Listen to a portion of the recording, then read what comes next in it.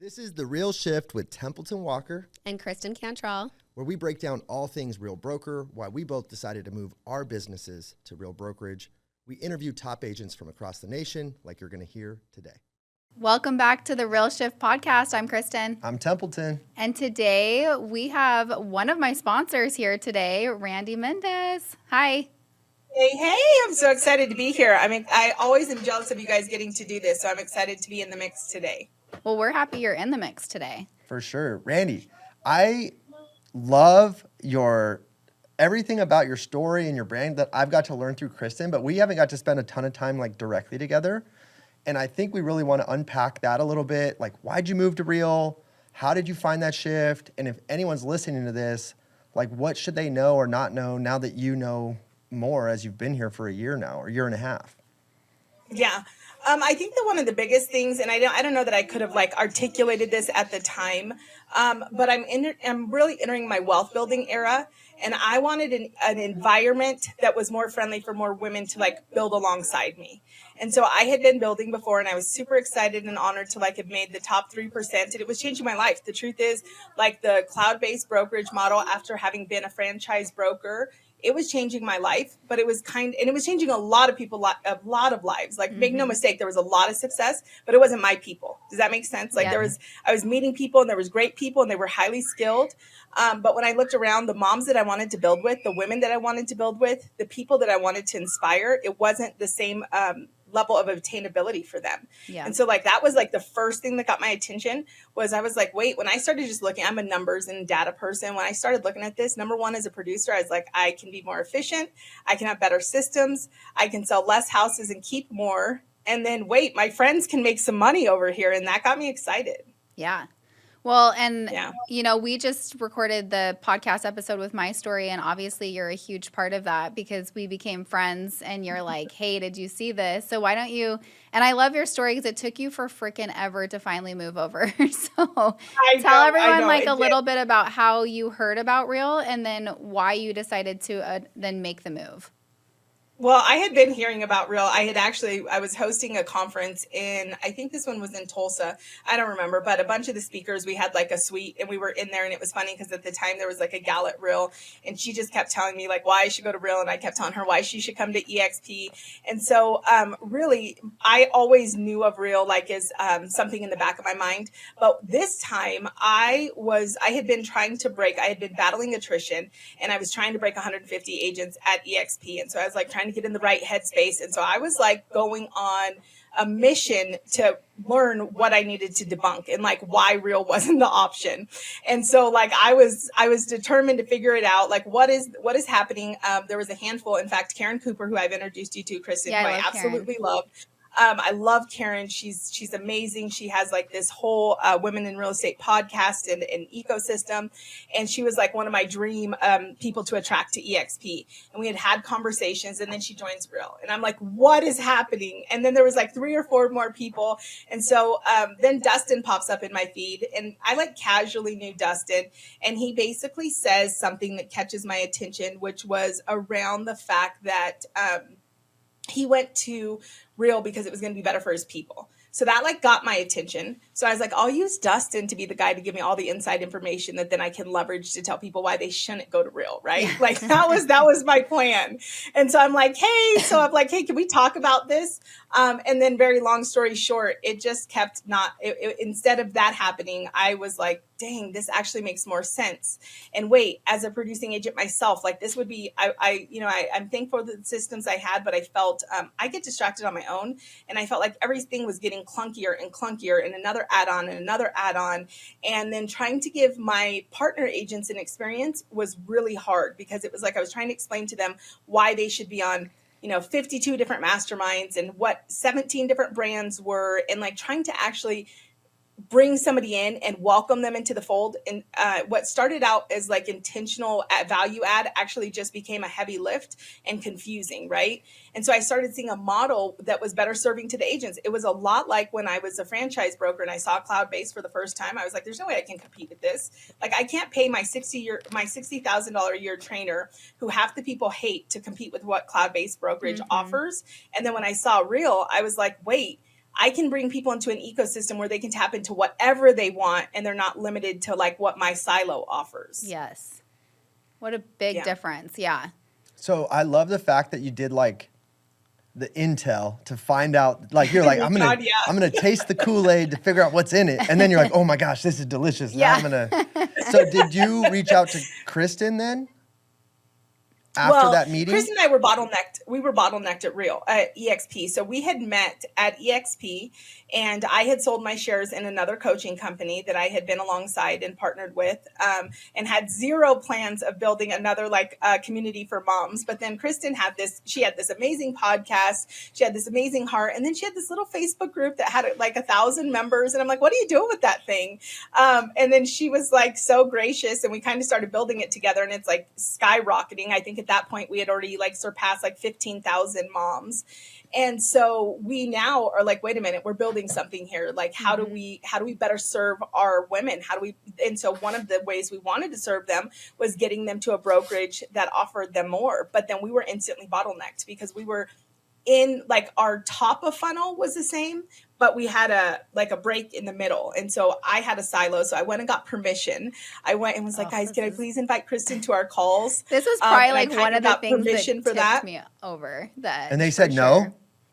No. They did. They said yes, but it was not like, it wasn't like blanket permission, not like invite the world. It was like Kristen can come. So all of that to say, we were bottlenecked. And so we wanted to like build together. And so then I was telling her like, well, maybe we should look at this. And we're like kind of going back and forth. And then Kristen's like, I'm going. I'm like, wait, what? And she's like, I'm going. And you don't have to come. And so then I started kind of like visualizing, okay, what would this look like? And at the time I was part of a mega icon team, Temp. I don't know if you know that, but I had merged my brand. After like 20 plus years, I had merged my team with a mega icon team, who's probably still one of the top 2 or 3 teams at EXP to this day. And so I had that layer. And so I was navigating it with 2 people. Like I was navigating it with my team. Like, should we look at this? And I was navigating it with Kristen. And ultimately, I wasn't sure. Kristen came, and then I also came. Yeah. You know what? It's so crazy. I forgot about that part, but talk about like looking back. I'm so happy that you moved, because I feel like that doesn't even make sense to me now. Like knowing you and your business and now like seeing where you're at. So why don't you tell everybody, like, where are you at now at Real? Like, you have built a nationwide team on your own, Faithful Living. Yeah. And then what's your organization size now that you've been there for just over a year? Right at 415. We're right at, I think at the end of the next week, we should be at like 420. So that's wild. So that's amazing. Awesome. And I'm still taking that in. Another thing I think I really realized that I didn't is it seemed wild to me, like so scary and so crazy. I was fortunate enough to be aligned with like the right silo and the right organization at EXP. So the thought of what I was leaving was wild. Like the thought of walking away from a mega icon team that was on pace to do, 700, 800 units, like walking away from the big dogs, right? Walking away from the masterminds of the producers, the highest producers. But, once I got away from like just the perception that was crazy, I was able to realize it was never a matter of not being surrounded by great minds, but it was a matter of not being supported by the people that wanted to build something that was similar to what I wanted to build. Mm-hmm. So once I got over here and I got through like all the nuances of a move, I was able to get clarity. And I was like, I don't want to build anything that looks like what I had seen before. And that wasn't because it was bad. It just wasn't what I wanted to build. Mm-hmm. I wanted to build something that was more, it gave the agents more opportunity. It was more of a collective and a collaborative. I wanted to become an accelerator to my agents' business. I didn't want to become, a bottleneck to my agents on my team. And so I kind of ironed that out. Now Faithful Living, we rebranded, which was amazing and a wild story. I changed my mom's last name so we'd be compliant. So my mom's now Lori Lee Faithful. But now we're Faithful Living. And we're actually we're in 7 states. We're in Georgia, Indiana, Nevada, Oklahoma. We just opened California, Arizona.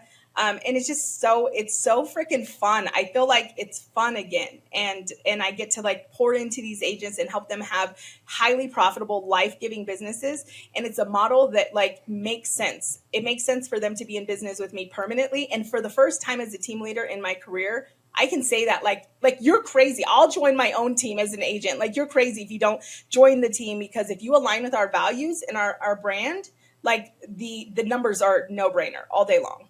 Yeah. That's awesome that you've been doing expansion. I think one of the most outdated and just kind of stale brands, and I'm just going to call it, is KW right now. Oh, yeah. And I talk to a lot of agents that they want to expand, and I'm like, okay, well, then enjoy paying a cap at every market center that you need to go open, every state you need to go open. Or what you're doing is you're paying one team leader cap across the nation, and then your agents can plug in, right? So like if you just look at the economics of that, and I have a few friends at KW that are moving over and they're looking at it, and just that one move is like $200,000 of savings on their P&L because of that. Has expansion been much easier because of that, Randy? Oh, much. So when I was a franchise broker, which Temp, you might know the brand Harcourts, they're big auction guys. So I was a franchise broker for Harcourts, and we were, we're a top team in Northern Nevada at the time, company brokerage. And we just wanted to expand to Southern Nevada. It's not even like we wanted to go that far. We just wanted to go to Southern Nevada. And for us to do that expansion as a broker, like I had to fly out. I had to become a member of the board. I had to go sit through like the 2 or 3 day MLS training. Like it was time heavy, it was cost heavy, and I was like, I couldn't even imagine what that would look like trying to expand it to every market. And that was a question I've kind of learned as I've got older to not build things until I have demand for them.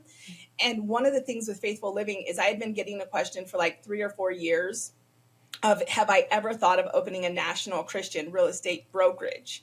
So I was getting it from like women all over the country. Like, have you ever thought of opening a Christian brokerage? And it's exactly what you're talking about, Tim, that made me think like, no, because the logistics of making sure I had compliance and, MLS access and every single thing in every single market, like we would have lost it financially. We would have went broke before we could have ever opened probably 10 states. Yeah. And so now, I mean, it's so much different.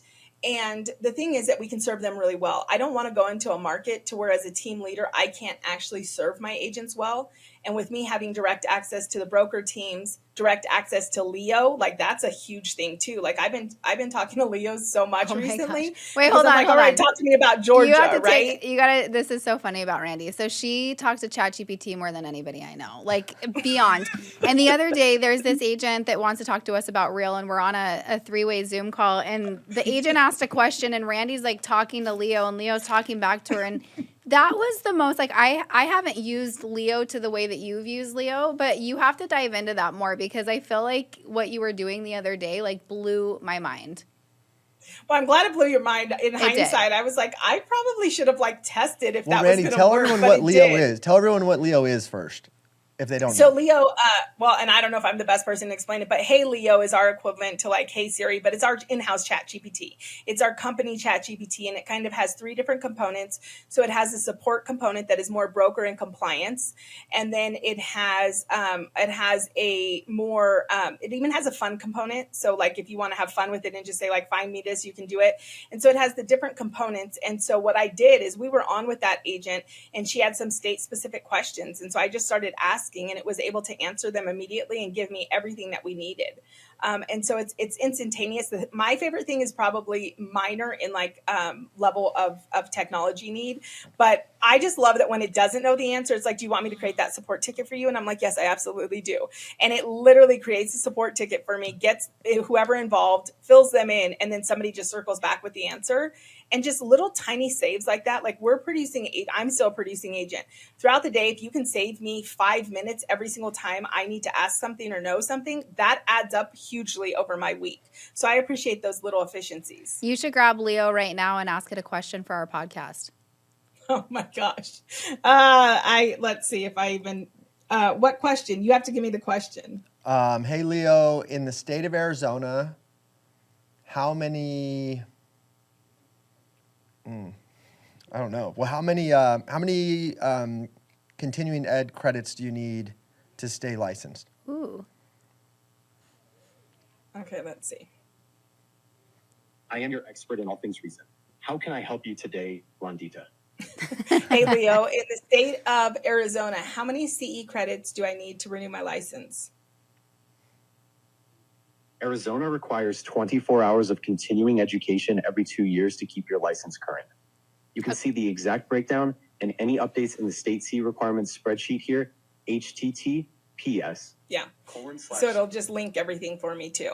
And the questions can be, what I love is the questions can be really, I've actually asked some pretty complex questions and it's given me pretty good information. And if nothing else, what I appreciate is how quick it shortcuts me to the direct source. If I need to actually open a document or get on the phone with a human, it like shortcuts that. So it's not like I'm trying to find my way, right? Well, the other piece though I like, Randy, is like, I think we train everyone to go to Hey Leo, and like 80% of our questions can get answered there. But to your point, if it can't, it links support, boom, it circles it in.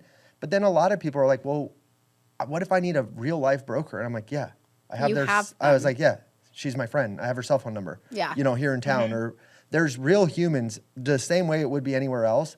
But because we're growing so fast, we have these extra layers of technology that really, I don't even have to call Courtney. And just think, if you're a team lead, like having that buffer in between you and before you come to me, ask Hey Leo is such a time saver for a team lead, a mentor, tons of people. Also on the teams, I'm not like, I don't even know how to write a contract anymore. Like literally don't know how. And I do hundreds of those a year, but like, nor do you want me doing that. But so my employees and TCs, they say that the back end system to like split checks and is like the most streamlined, efficient that they've ever had. They're like, I'm not logging into multiple things. It's all right there. Has that been your experience with as you've expanded, the technology's allowed you to do it? 100%. I was panicked because we did have a dedicated payment processor, which I was thankful for that at the last company. So I had somebody that like literally sent me the spreadsheet, every single deal, and was like, okay, review this. And then I could say, okay, like, this is what's off or whatever. And then they edit it and send it back. So I was like, how am I going to function without like a dedicated payment processor? Right. And my ego probably hurt a little too. Like, what? I don't have a special person. Right. And honestly, it's so easy and so efficient there on the back end. And if, like you can just toggle it, you can change it. If you have any last minute changes, we approve our CDAs and it's super simple. So like if you are watching this and you're still using green sheets is what we called them, or you're using a spreadsheet or whatever, just think of like, you're in that one place, which for us is Reason, that one hub that has every single thing we need for our business. You can go in there. If there's a change in, if you change credits or if you change the price or anything, you can go in there in the back end and adjust it right away. Yeah. So nice. So I've appreciated that a ton. Okay. So tell us, what is like the number one thing, if you were like, I have to pick one thing that I absolutely love about Real, what would it be? Oh, dang, that's hard. I should have been prepared for like your one questions. I would say the collaboration. And for me, I think there's a couple things that exist in this industry really strong. And one of them is competition. And the other one is ego. And for me, I don't want to exist in either of those. I don't want to be an egotistical person and I don't want to be a competitive person. And Real is a brokerage that pushes you to be humble. It doesn't, it recognizes people based on fair contribution. Even our revenue share, I was thinking about it the other day, even our revenue share, there's a saying when I was at EXP, top of funnel paid. And I guess when you're top of funnel, it gets fun, right? It's really fun because, you're going to inevitably be the guy that makes a bigger check. But I was like thinking about it. I was thinking about it like to the fact that, Kristen, you're like one of my biggest builders. And I recognize as one of my biggest builders that you have a heavier load than I have. Like there's people that are calling you that aren't calling me. And so the fact the model is built to actually take better care of you as that direct sponsor than it is me, just because I'm top of funnel. Like I like that. I like an environment that is actually fair and doesn't play to egos. Yes. I will say it took me a minute. Like when my past partner had a price that he wanted to come and they said no, I was like, wait, that's kind of sucks. And then I was like, wait, that doesn't suck, right? Because my heart is actually for the everyday agent. Yes. So hands down, the two things are, it's a company that is not going to fuel your ego.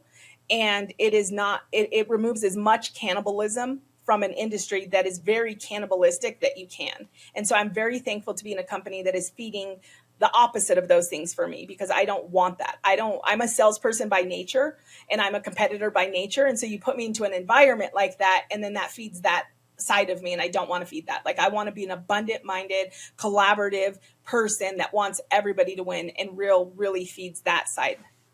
Ooh. I love that answer. That's an amazing answer. Randy, I love personal finance and business and money. Yeah. So I am always curious and I wonder, what do you do with your rev share? Do you pour it into the business? Is it a vacation fund? Is it a long-term savings? What do you do with your rev share? So a couple things. So the very first thing I started doing was initially life insurance. So I had realized that like I'm kind of the one. My dad had made money, and he was the first generation, or I'm first generation American on my dad's side. So my dad came from third world poverty, like real world. Didn't even have his first pair of shoes till he was 10, kind of life, right? So the fact my dad got here and built wealth was huge, but unfortunately in 2008 everything got lost, everything, right? So I was like, okay, can I rebuild? So I got to the point where I was like, okay, I'm making six figures, right? I built this business. And then one day it was like, wait a minute, if they lose me, they lose that income. So my very, very first revenue share goal was just to get $1 million life insurance policy. From there, it became, I wanted high ticket life insurance. So the very first thing that I was really doing is making sure that there was millions in life insurance coverage and living benefits.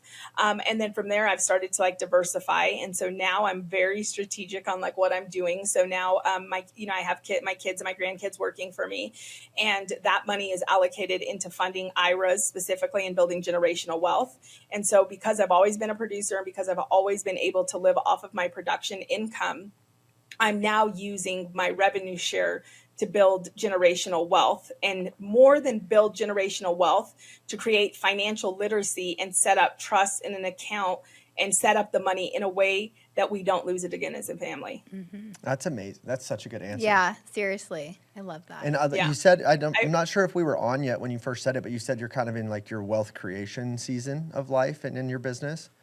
And if you're a productive realtor, and you're selling at least 30 homes a year, and I've said this a few times on this podcast, and I'm going to say it 100 more. Why would you not get the stock back? Yeah. Like, why would you not get the stock back? Mm-hmm. Like, it's just insane to me.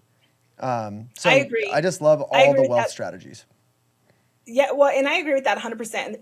And I also will say, like right now, being in like so I'm in my wealth building decade, right? Like I've learned how to make money. I've also learned how to lose money really, really well. Like I've learned how to lose money better than probably anybody. And so now I'm like, okay, I got about a decade, right? I'm older. I'm in my mid 40s. And so I'm like, I want to be set in a decade. So I've got a decade to really do the work. And so one of the things too that I'm looking at when you say like, why wouldn't you? Yeah, why wouldn't you? Why wouldn't you go to a brokerage that gives you that stock? Like my stock, the first year I had stock, I had always paid a 5% franchise fee that got me nothing. After a year, I think it was like 18 months of stock, I like cashed out and bought a lake house, right? Mm-hmm. So, but also to that point, like, why are you not examining your wealth engines? Why are you not looking at other areas? And so for me, even with Faithful Living, I was like, okay, I'm going to teach them how to have these great production businesses. And then I was in prayer over my team, and God was like, he made it like crystal clear, like, hey, you're allowing like your whatever feeling, your cringe or whatever about approaching agent attraction with them to stop them. Like why would they being, and I don't say this with any level of pride, but just fact, being as close to this many builders as my team is, and being under the direct mentorship of somebody who by God's grace and, and hard work has built not one, but two, life-changing agent organizations at two different companies. Like, why would I not be coaching them to do that? Yeah. And so as I'm like identifying, wealth building for me in this next decade, I'm like, I want the moms that are not going to let the cringe, or I don't want to worry about that, or the fear stop us. Like, I want to identify the moms that are like, let's figure out how to get more squeeze out of every limit. Like I was even talking to Samir at Rise, and I'm like, do I want to do mortgages? No. But do I want to look at it and see if I want to get a piece of it? Absolutely. And as long as we can serve the client well and everything's transparent, I want more squeeze. Yeah. Yeah. That is such a good thing that I feel like Real is constantly looking for different ways that we can get paid.